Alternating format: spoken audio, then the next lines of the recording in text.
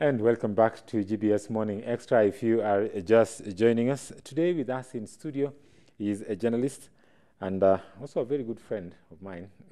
Henry Maina is his name. Yes. Henry, karibu sana. Thank you so much. Viewer, we want to talk about, we would like to talk about the state of recovery at the Likoni ferry. It's been more than 7 days now, almost 8 days now, since the tragedy took place. It took place last Sunday. And now 7 days into the incident, and nothing has actually been done. The government is still even not sure, and even the latest, which the last divers went in and marked some spots that could possibly, according to Oguna, the government spokesman, be the areas where the car is that was harboring the body of the mother and child. But then still they say it's not sure. They cannot say for sure that this is where, this is the time that they will be able to find these remains and the car. Henry, yes, I think the way that the government has responded to this issue has raised a lot of questions and concern from the public. First, the amount of time they took for them to actually respond to the incident when it happened. And now, divers go in, and according to Oguna, they can only be down there for not more than 6 minutes, and then they're back up. It's been 7 days. It's now going to the 8th day. Nothing has actually happened. What do you make of the whole situation? First and foremost, it's a very sorry state that we had to lose one of our citizens and a small child in this manner. Bearing in mind that even as we speak, I don't know what measures they've put in place at the Likoni ferry in terms of disaster and response management. Sure. But let's not focus too much on already what has already happened, other than what we ought to have done in terms of preventing this. And I like the way that the Kenyans are responding, even from the journalist side of it, is because 1 day into the story or 2 days into the story, now we could see articles telling us of how to avoid or how to go about if such an incident was to happen. So I believe if Kenya and even the government as per se would stand in a position whereby we try and check for the preventive measures, then it would actually help us doing a lot. And secondly is that, it's even psychological kind of trauma to the relatives, because and the families, because up to now there is actually no candid report in terms of this is it and this is not it. Maybe we've located the wreckage and maybe it will take us a number of days to get it out. Yes, yes. So also in that aspect, I know that the families are actually suffering a lot, bearing in mind that this story is also in the news each and every other time. Then it also begs a question of how to deal with the family as we speak. And also one more thing is that at the Likoni ferry, we are not prepared. Sure.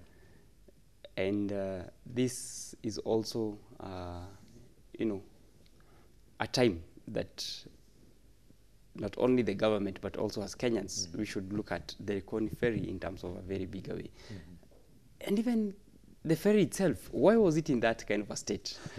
Because I was saying, if you compare what you're actually calling now the safety measures in terms of, where the cars and the passengers actually kind of, how they board the ferry, how they alight the ferry, is actually in a very big question up to now. I know there are measures they are putting in place, but it is after. Sure. This is the biggest after a disaster or after a tragedy has happened. Exactly. And this is where Kenyans were going wrong. Why do we have to deal with the things after? So we are more of a, we are more of reactive than being proactive. And I think also a big challenge goes to the government of Kenya, because Henry, look at how the response, as much as we want to look, we don't want to talk about what really happened, but what can be done. But then when we are having, the ferry services going back and forth, it's a daily thing, right? But then there's the Kenya ferry services. who have police, who have emergency teams on standby, because you never know when disaster will strike. How, the manner in which they responded to the situation begs a lot of questions on whether indeed there is an emergency response team by the Kenya Ferry Services. And even this time, as the ferry services are being stalled for a few, maybe minutes or hours, to allow for the divers again to go in and try and find, see if they could find something, still we have pictures where, again, the numbers of people swell because people have to go about their daily business. The numbers swell. But again, when you see how Kenyans are, dashing into that ferry, even today, one journalist said that it's like Kenyans dashing into, their death, into disaster. What do we make of this situation? First and foremost, this is not the first time we're hearing about Likoni Ferry in terms of a disaster. It's only that this time round, not that we are interested in numbers, but we are talking about 2 people. Yes. Now, one thing is that this is actually a wake-up call.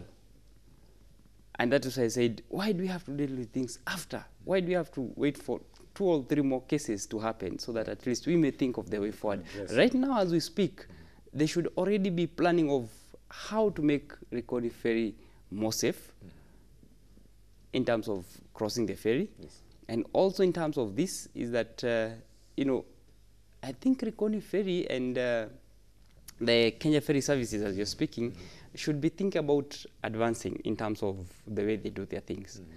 And bearing in mind, if there is a response team, yes, okay, there's a response team, but they're not prepared.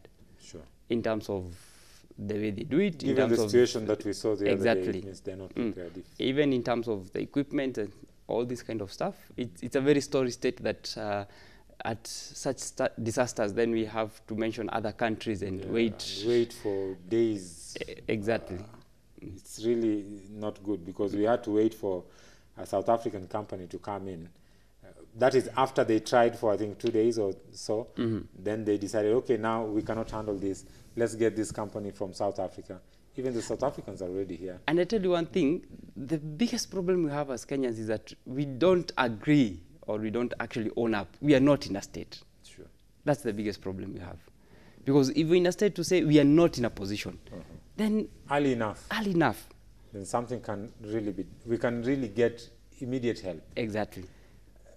Right now, the government is talking about building some kind of a ramp or a bridge in the area that can be opened and shut. I think this has been seen in some developed countries.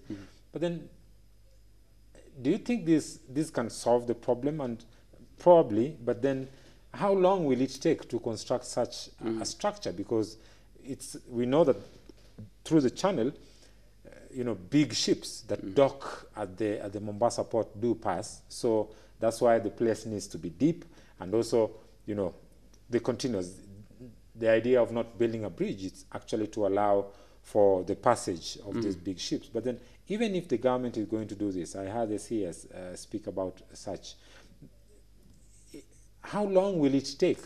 It definitely take a lot of time. But I would also like us to listen in to a video by the High Representative of the African Union for Infrastructure Development, Raila Odinga, who gave a directive, but then unfortunately or fortunately, I don't know whether he has the mandate to do that, but he gave a directive to stop the dredging at the Likoni passage, but then 2 days into it, nothing has happened, because what the dredging does is it stars the water, and when it's sucking out the sand and clearing the canal so that it can be deep and wide for the passage of the big ships. But then that is happening at the same time the divers are on the other side trying to find the wreckage. Let's listen into this bite and then. So I'm here as the AU High Representative on Infrastructure Development, which includes roads, rail, air, and water transport. So this accident signifies something that's very serious with our transport system on the continent. But now is not the time to apportion the blame. Now is the time to try to retrieve the bodies of those unfortunate Kenyans. I am satisfied with the effort that has been made here. There are several challenges that are faced, but I'm sure that the team that is working here is capable of doing what is necessary. What we want to start here is that we are told that some dredging work is going on here somewhere, which is interfering with the exercise of trying to retrieve the bodies here. I want to give an order here that the dredging work should stop immediately so that those who are working here can work without interference of the kind of debris that are being emitted under the water, which interferes with the visibility under the water here. Well, that is the AU High Representative on Infrastructure, Raila Odinga there. Henry. Yes. Just one question. Whether he has the mandate to order such or not, do you think that his point is valid? His point is valid, and especially there's something that he says, this does not only represent Kenya, it's the whole continent at large that we're speaking about these things. And also he narrowed down. I love the way he articulates things from a bigger picture to a more clear aspect, is that the transport sector, then we narrow down, because now we see the people who are responsible. More to it, then he's now speaking about the situation on the ground. You know, when he goes on air and to speak to the cameras on such an issue, I believe it's not just a matter of speaking. There must have been a research, there must have been some authenticity to the report that he's giving, so that if there is any other activity, and especially the dredging, whereby they are trying to suck sand and something like this, sand to widen and deepen the channel, that affects actually the process and the mission of the rescue people who are on the ground. So I would say that he is in a very good state, and the thing I love about him is that even if they don't recognize his authority in terms of who and what he says, then there's some sense that he's speaking. He's giving a direction. I also get this feeling, you know, he's now talking in that capacity. He's speaking as, you know, the AU representative on infrastructure. Yes, yes. Not as Raila Odinga, the politician, you know, in Kenya. If such a tragedy would happen in Tanzania or in, say, in Lake Victoria, somewhere in Uganda or somewhere where there's a ferry service, or in any other part of Africa where there's a ferry service, he would probably still go there. Probably he would make the same remarks as the AU representative on infrastructure. But is it because of the political situation in Kenya or the political affiliation with him that now Kenyans are still questioning and trying to deliberate? Because according to the government spokesperson, Oguna, is that they're still deliberating on his remarks. How do you deliberate on such remarks of such a person who holds such a high office, which is actually directly related to what mandate he has been given by the African Union?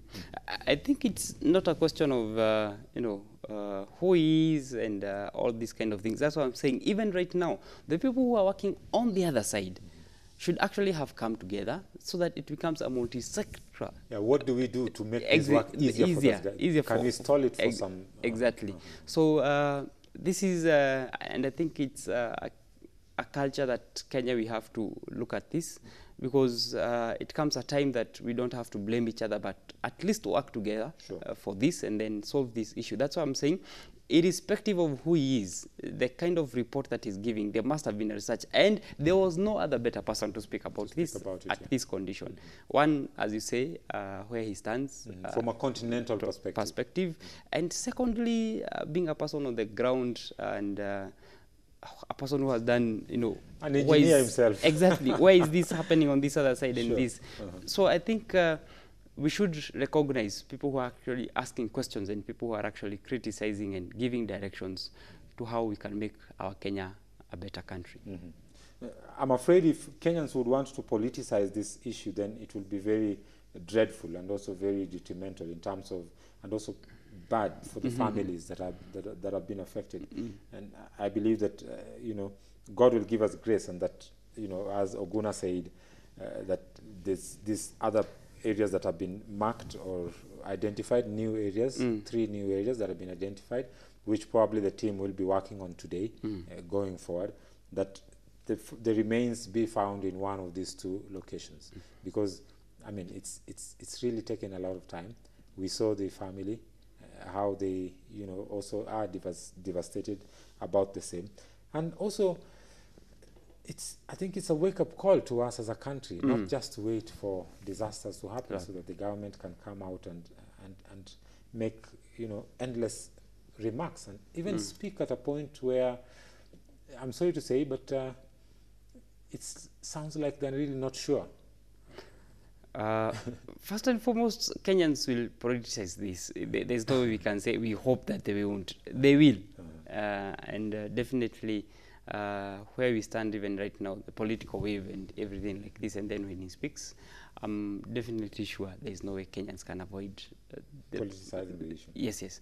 But the biggest issue is the public, that is on the mass. But for the people who are on the ground, the technical team on the ground and the recovery team should not be affected. Sure. But they should focus on their... Yes, they should focus, and they should also, work, as I said, with consultation with different people to see how they can make this more quick, and also, save time on this aspect.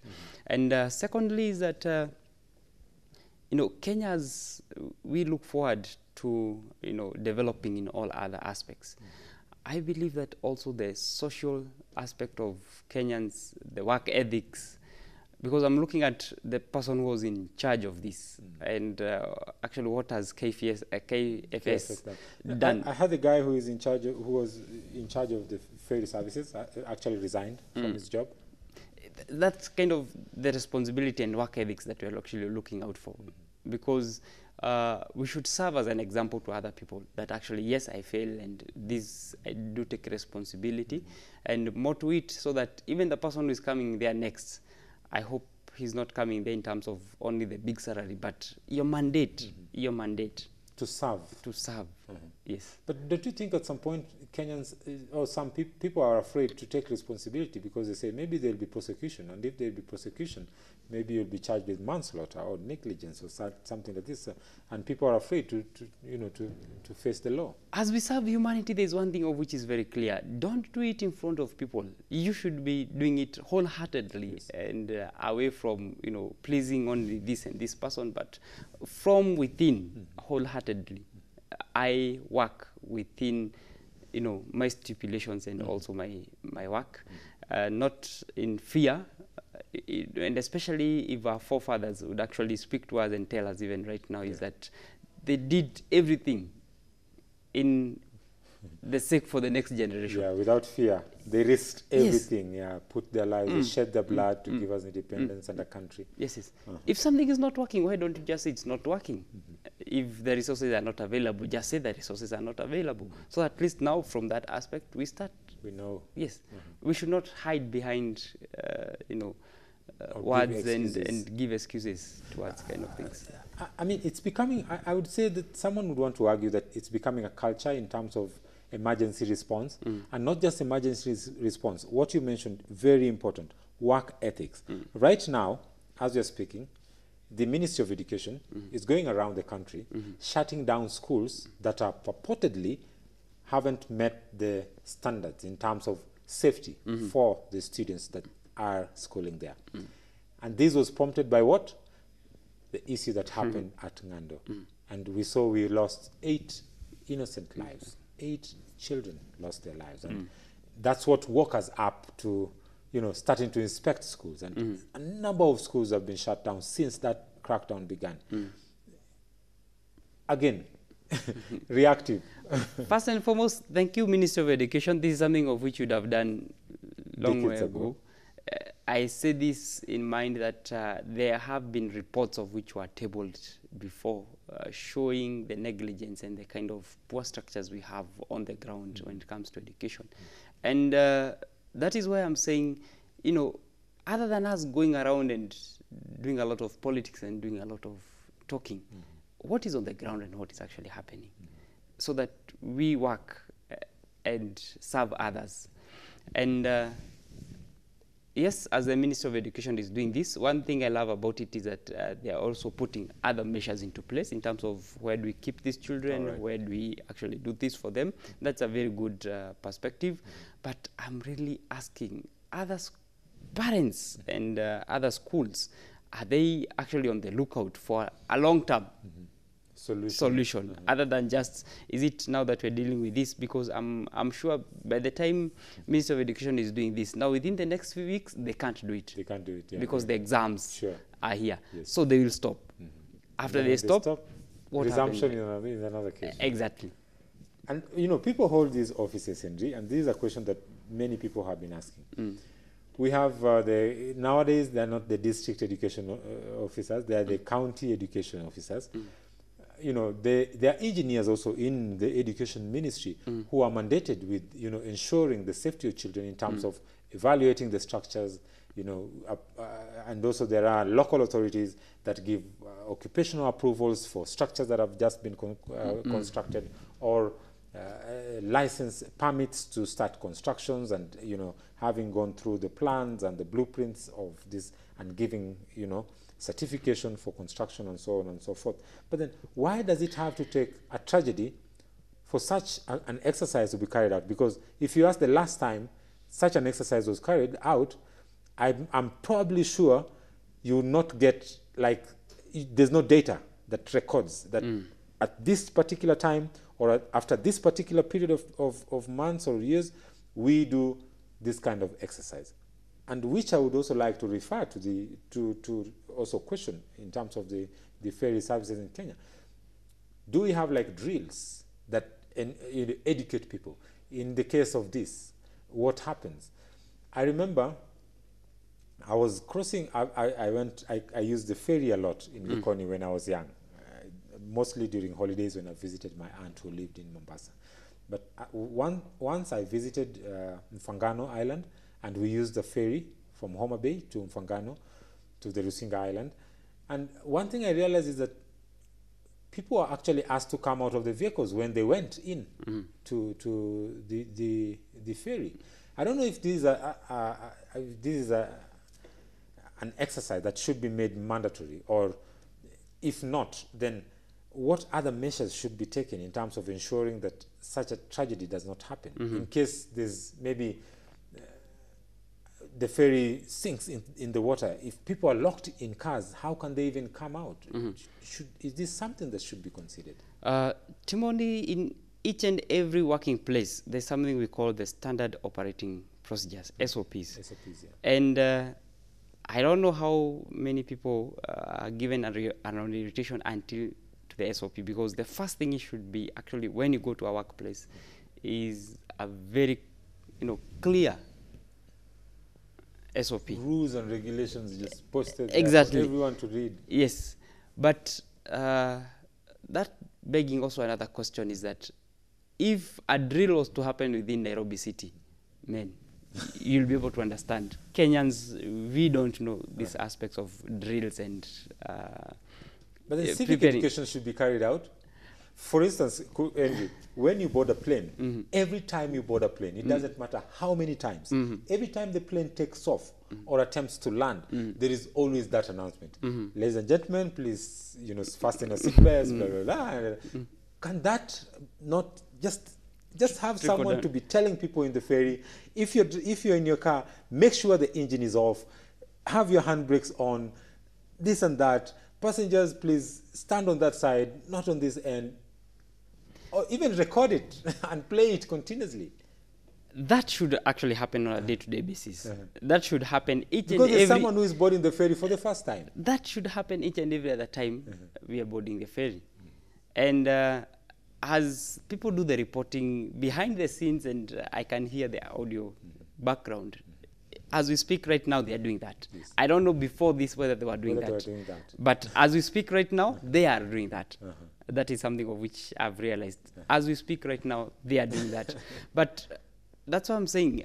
If we are doing this for the purposes of serving or pleasing my boss, Then when my boss is around, I do I'll it. do it. When my boss is not around, when I'm not being supervised, then I do not do it. And that is why, as I said before, as a Kenya, we should forgo that culture whereby we are serving this. And don't we love our jobs? Sure. That's a question also. As even as we speak about unemployment, those people are already employed and those people are already within, doing something. Do you actually love it? Do you do it wholeheartedly? Or are you doing it just for the sake of doing it? The salary behind? Because there's a person who is in charge of safety Exactly. in the ferry, Yes. who is the head, and there are, of course, his subordinates. If this person really loves his job, I think in future it's something that they need to look into. This is something of which we should actually be looking out to as a country. And that is why, even in terms of the Ministry of Education, go back to even the collapse of buildings right now. Right now we're experiencing short rains in the country. We saw another building in Kakamega the other day. Exactly. The drainage system and all these kind of things. So it's all a matter of, as I said, how is it that we're actually serving the workplace and also Kenyans at large? Is it lip service? Are you serving before people so that people can see? And this also brings us back to, and if you can, if I'm not wrong, leaders, politicians have been really quiet, not really vibrant in terms of talking about such.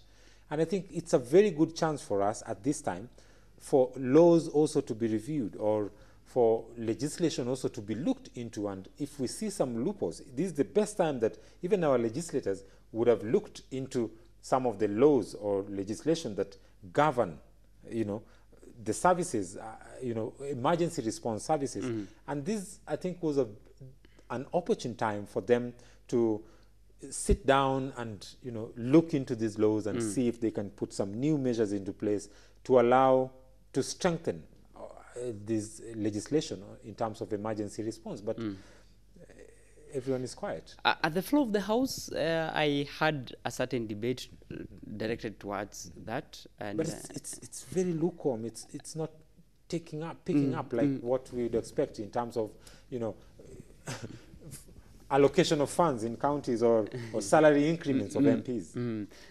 It's not a wonder that such actually is happening, because the aspect, as I said before, is, as Kenyans, the bigger the story, then the more we tend to go into it.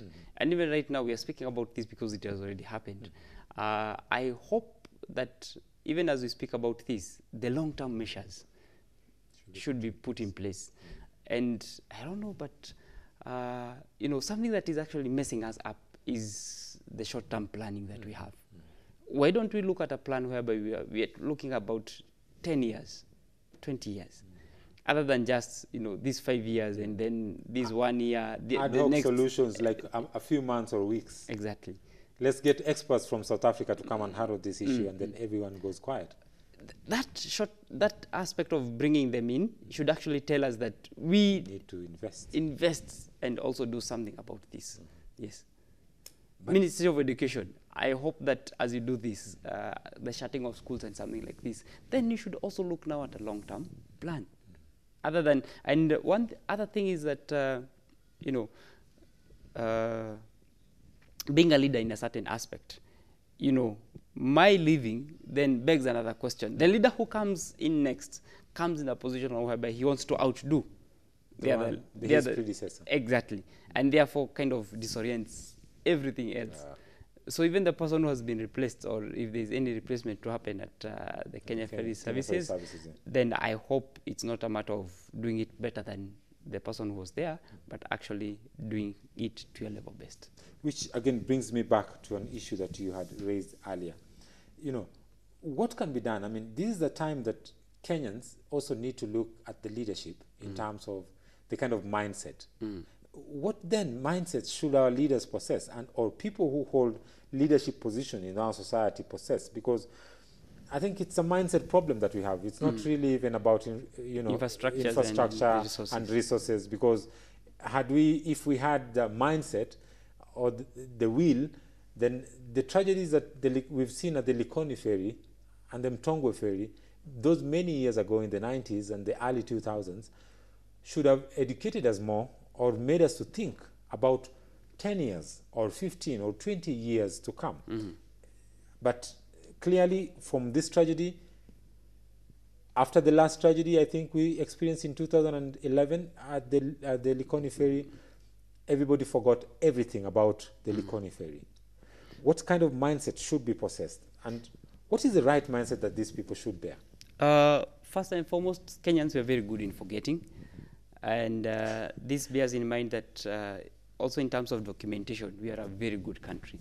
In terms of giving reports and recommendations and all these kind of things. Reports exactly. On this and that. We are very good in doing this, and other people have come, benchmarked from us, gone and done it better than we are doing. And so it's not just about papers. It's not just about reports. It's about now what is happening on the ground. And one thing is that Kenya, we are making steps. We cannot actually compare where we were a few years ago. And upon these steps, then it's high time that we now shifted gears and went to the next level. In terms of one thing, taking the responsibility, and also in terms of seeing to it that actually I do what is stipulated, not just for the sake. And one more thing is that the Constitution itself actually calls for training, frequent trainings to all persons, to all citizens, employed, unemployed, whether within office setup or not within our office setup. Our Constitution, I think it is Article 232, actually states that there should be equitable training to all persons. And therefore, then how frequent do the trainings happen? Which also begs the question of, one of the fundamental rights that Kenyans have, the right to information. Information on how to deal with disaster. Exactly. Information on who should be doing what in their capacity. Then does it mean that now, civic education, how difficult is it to carry out a civic education on the same? One, it's not difficult. The only aspect, as I said, we have our priorities wrong, because we may focus on the resources itself, but on the trainings we don't have. And one thing is that if people actually train in certain aspects, then the resources, even the minimal resources of which were there, we can be able to use them maximally. One time I remember the bombing of which was happening along Thika Road. And the first thing you go on the ground is, first and foremost, you try to search for a pair of gloves. Even a pair of gloves, not available. Not available. Secondly is that, Kenyans are all over, like just looking, and they don't know what to do. Taking videos. Videos and pictures and something like this. Yet you are on the ground, you are in a position to do something. I was watching how the Boston Marathon bombing happened, and actually you'll be able to see citizens on the ground are adequate in terms of first aid training. So it's not a matter of just watching and doing something. This is something of which you've already done, and especially to make the effects more minimal and something like this. So I tend to believe as we move forward, trainings and civic education, as we are speaking about, should be a priority for each and everyone. I'm sorry, but the term where we hear about the term civic education is when we are going into elections. Other than that, I don't hear any other people speaking about civic education. About civic education. Because it's something that is worrying. Right now, there's an outbreak of a disease that is actually waterborne. But then it's a disease that can be also contracted. I don't want to talk much about it, but it's something that has erupted. The other day we saw at Starehe, girls, where a girl started coughing, and then 6, and then we had 80 plus children, and some of them were actually put under quarantine, about the same. And again, the ministry or the authorities didn't really give substantive or satisfactory information about the same. Is it the way that Kenyans communicate that make us not able to get the information? Is it the way our authorities communicate? First and foremost, Kenyans will love the news, and anything to do with the news, Kenyans are very eager to listen to it. Sure. And after receiving the information, some may be blown out of proportion, some may be received positively, others negatively. And one thing is that the way we communicate, yes, is very important. But before even we reach the terms of communicating, is that on the ground, that's where I go back, on the ground, what is it that we're doing? And right now, there's no excuse that we don't have even learning material. We have online, we have the YouTube. Sure. Right now, where we stand as a country, it's not a time whereby you can say, I don't know how to do this. Sure. There's no excuse for that. There's no excuse that I'm only a person, a professional within a certain aspect. People should be all-rounded. Is it also a time that our authorities should learn how to, make use of the social media? Because, such words spread like a wildfire on social media. Imagine if the government would make the information, say they lack the resources to go around the whole country, but then just make maybe just a clip or some information and spread it on social media. Would it not reach as many people as possible and still pass the same message that is adequate for the Kenyans to be able to, handle the situation well when it comes? One thing is that we need a lot of creativity in the current generation that we're living in to handle such issues. So when such issues actually crop up, then the creativity in terms of communicating, the creativity in terms of going around this should actually be up to date. That's why I said for the Likoni Ferry strategy, I'm very happy. People are very creative. Sure. And the way people reacted. I saw articles now coming up in terms of, please, when certain things happen, do this, do this. And also in terms of the government, I don't want to go speak too much on terms of the government, but even in terms of the private sector, when such kind of things happen. The private sector also should come in handy. Yes, we should also supplement on these kind of things to actually do it quickly and also in a very positive manner. The reason I'm talking about, the reason I'm bringing up about the issue of using social media, Henry, is that as we speak today, the government, I'm 100% sure, the government has a publication of what should be done. The government is still investing and publishing books and reports in hard copy, and you find them in government libraries and at the government printer you'll find this, or in the respective ministries.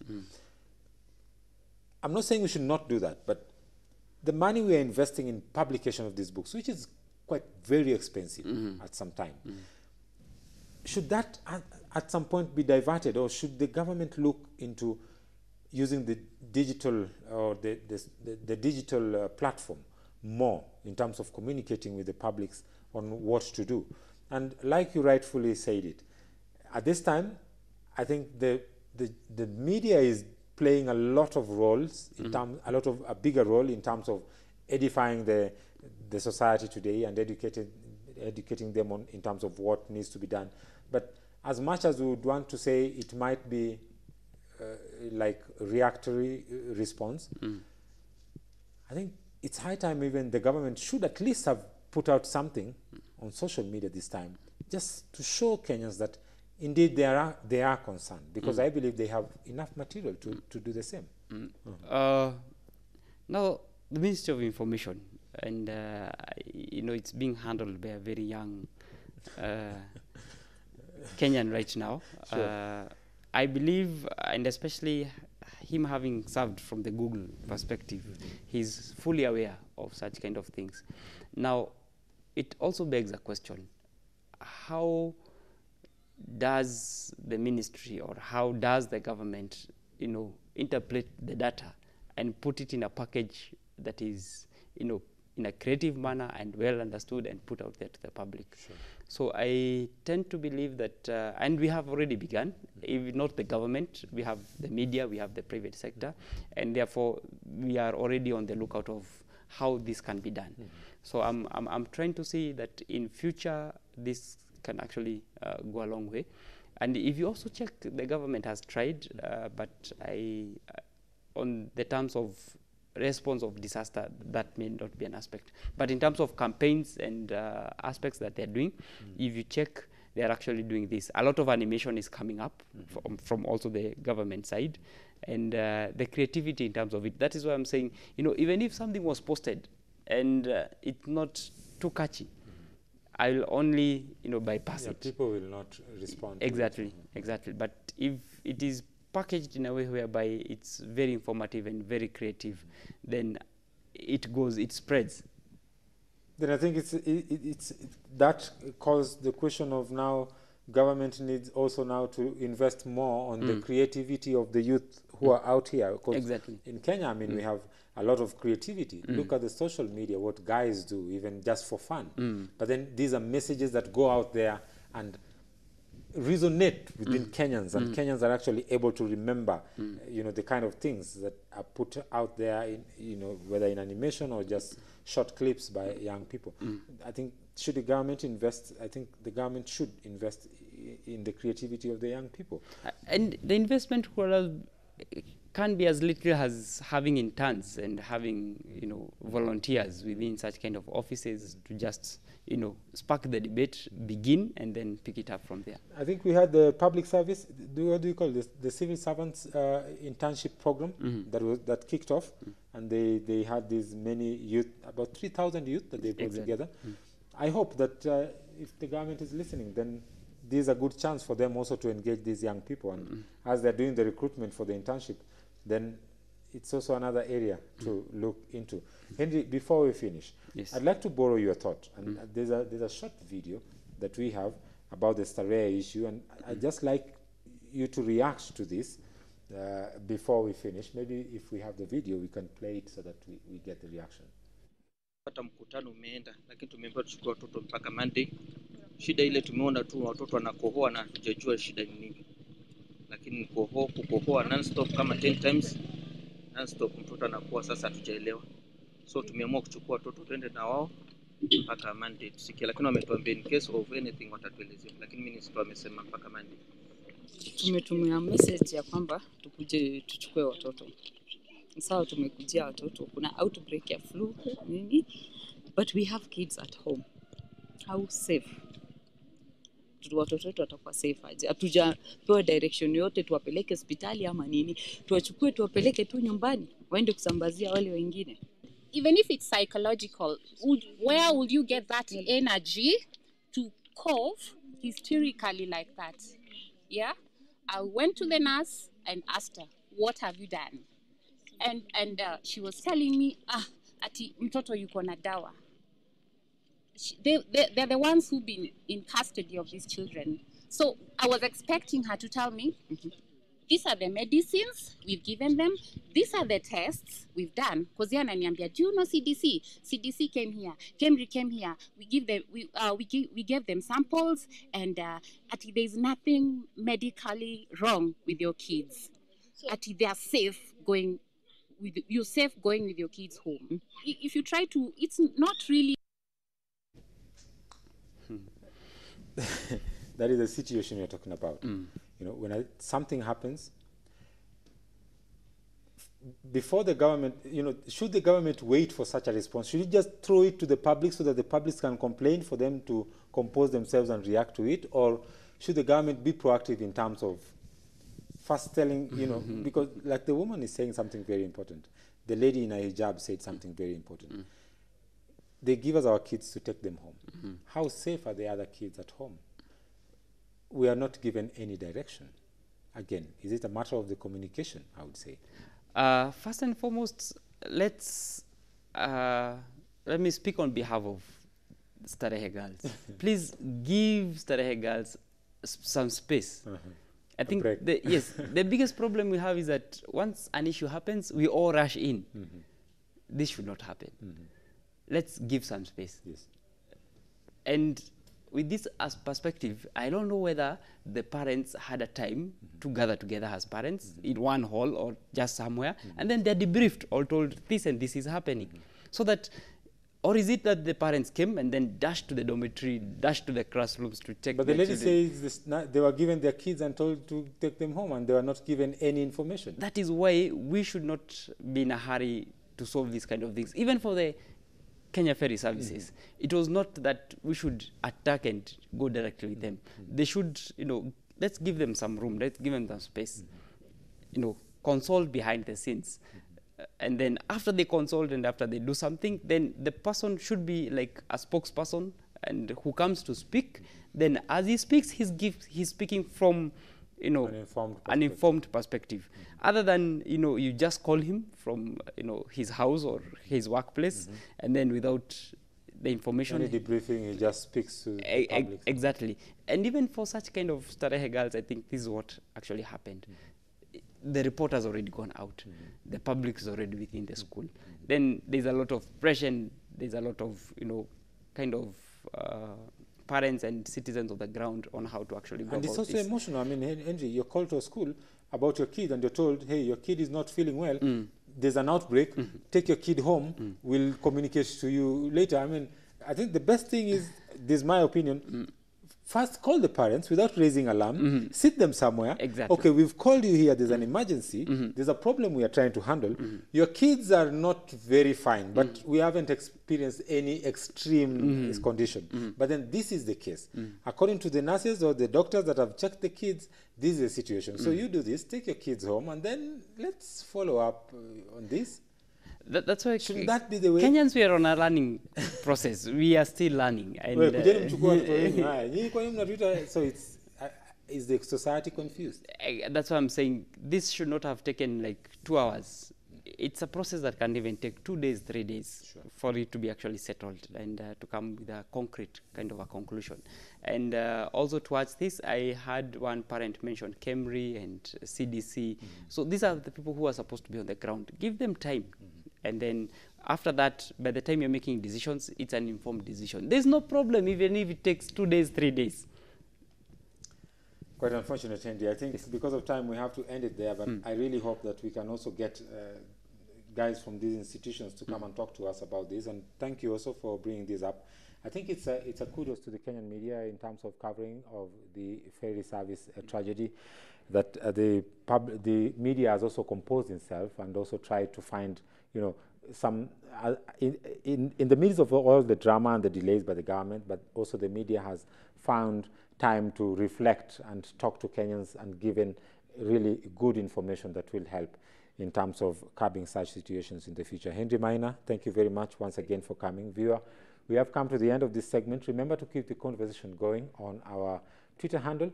That's at Kenya GBS. You can also do it, keep the conversation going using our hashtag GBS Morning Extra. Well, my name is Timothy Omondi. I bid you bye-bye for now. I'll give way for my colleague, Kevin Nyariki, who is coming up with the sports news. But before we do that, let's take a look at what the weather forecast is like for the whole of the country.